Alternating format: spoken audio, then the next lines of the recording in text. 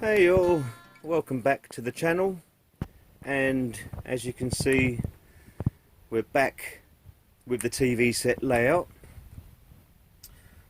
Now if you've been following along with the videos, you will notice that the landscape here has changed. What I decided to do was remove some of this wasted space at either side, here and here, which was originally all the way back to here. I had planned to add some kind of a scenic wall there to disguise the inside of the TV space, but then the more I looked at it, I realised that it would be better to actually use that space and put it to good use. So, using my homemade sculptor mould, I've extended. Remember that the original line of the railway would be along here. This was quite thin.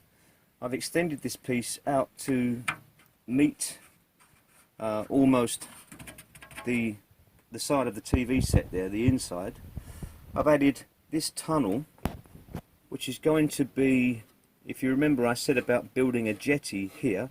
I haven't done that, although I've worked out how it's going to go. That jetty is going to become a walkway that will go across here and then into the tunnel, which will be a way for the guys to get from the rowboats into the mine, which I quite like. So there's a little bit of a justification for having a boat there. It also gives me some area to work with for scenery, and it disguises this back of the TV screen. I've also brought this section out as well, and so on and so on. And what that has enabled me to do is add some more tunnels. These were just kind of curve arounds, which are now actual tunnels, and I like the way that tunnel works with this scene here. So it comes out and it goes back in there. Over this side, I've managed to get a nice tunnel in there. Much bigger surface area here, which I can use for scenery, and also this area up here. There's much less of this on show now. So I'm going to take you back in time now and show you how I did that. I'll see you on the other side.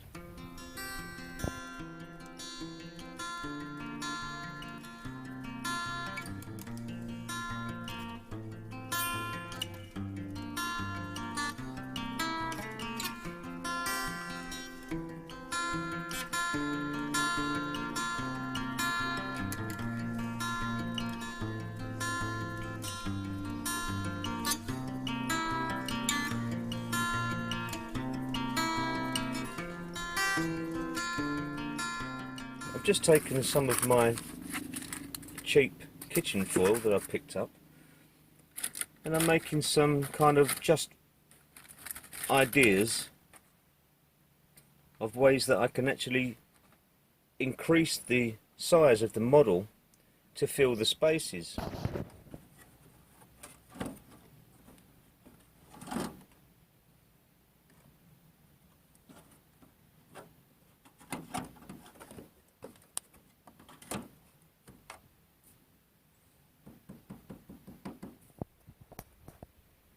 So I've taken the pieces and I've used sculptor mould, laid some sculptor mould on here, some down on the actual platform that this is built on, and then I've pushed them in, just kind of bedded that in. The same this side. Applied some up here, along there, in the bottom, and then I've just pushed that into position. So I'm just using a bonding mixture to bring this together. I'm happy now, it's quite strong. I've got some inside there as well. That's all solid. to do the same thing now to the other side, just bring that all in, blend it in with this facework.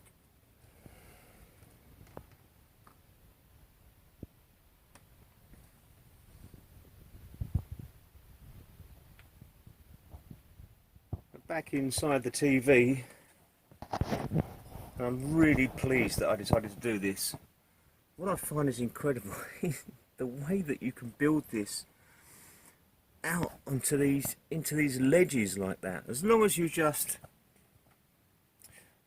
do a small piece at a time, give it 5 minutes, add another one, 5 minutes, and keep going like that. Got a few ledges to work with, so I can mix up a handful and do some on each one as I go, just to use up a small amount at a time.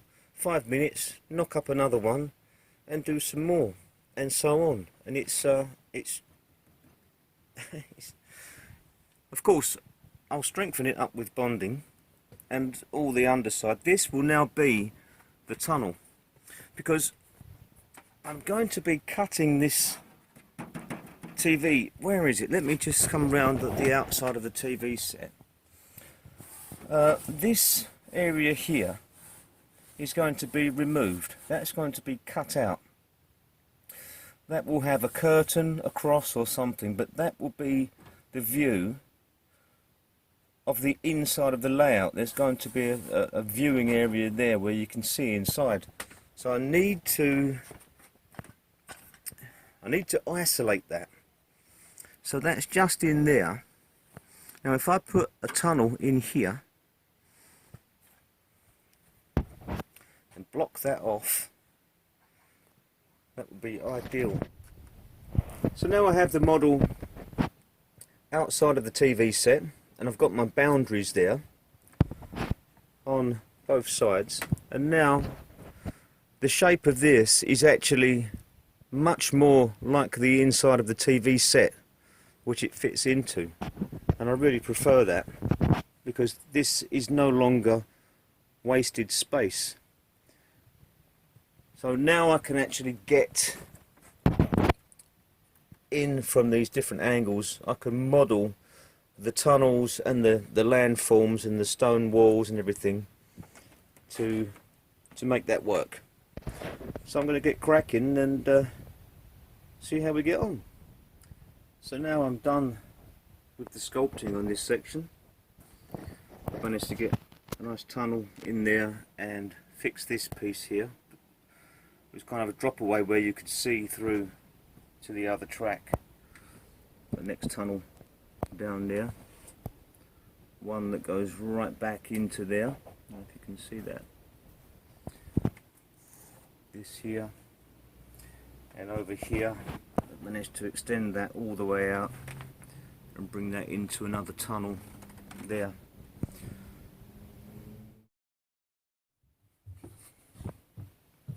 I'm using the plaster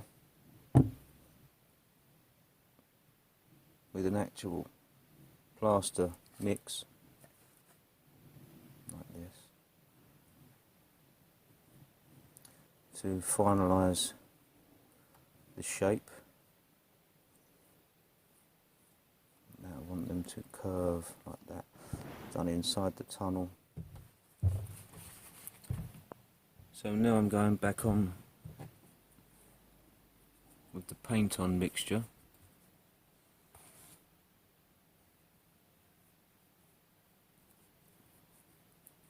And that will give me the final texture and shape that I'm looking for. Just bring that all in together. Now everything's had the white undercoat, and it is a very thin, watery whitewash, because this is actual plaster, and plaster doesn't take paint. So anybody who's worked with plaster will know that plaster needs to be sealed, so a very wet wash is a good way to seal it. Just takes off the powder. Also, when I'm going to blend something new to something old, I take this ever so slightly, this whitewash ever so slightly onto the old stuff, just across there's the line of my old to new, so I've just feathered that in same way around there, here and there. And what that will do when I start to blend this new work to match the existing, it would just take that line away. It would just, there may be a slight difference, but it will be less apparent. So I've got it all in there. So now I'm just leopard spotting this, not using any expensive pigments. I'm just using some acrylic paints that I pay £2 each for. I don't need to worry about these surfaces too much. What I'm doing is the exposed areas, so the front here, I'm going to, I don't like it when it runs like that. Try to avoid that. Some on the front here.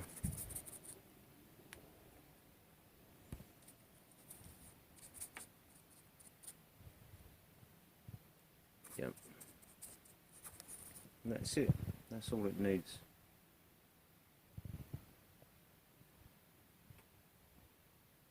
And I'll come in with a brown wash.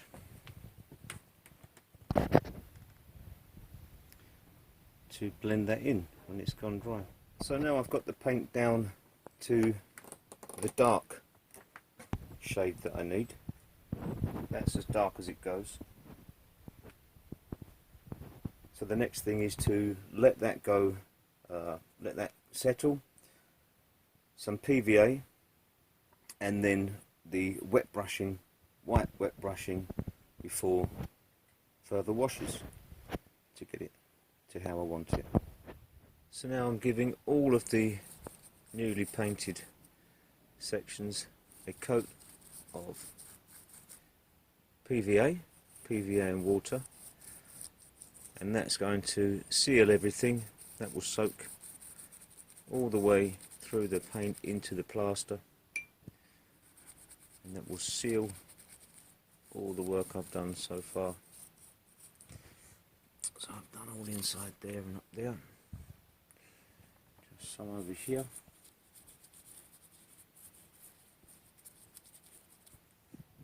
So now I'm just wet brushing the surface very lightly, getting the highlights. Although I've leopard spotted everything, it's all still in there. It's all still there. All the colours, all the tones are still in there. I'm just kind of homogenising the surface.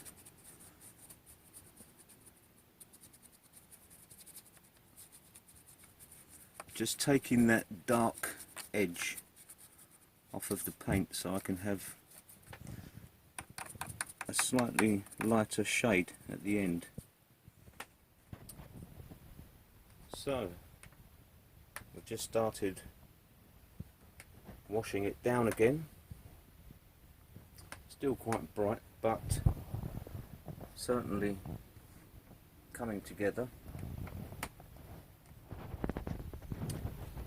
So although the paint work isn't finished yet, still needs to be taken down a couple of tones, I decided to just try some ground cover, just to get something down. Used my blended turf mix, which is pretty much the same as the Woodland Scenics blended turf, has the kind of yellow additive to it. Same as before with the other stuff, just to get something down and see how it looks. Yeah, so I'm really pleased with that.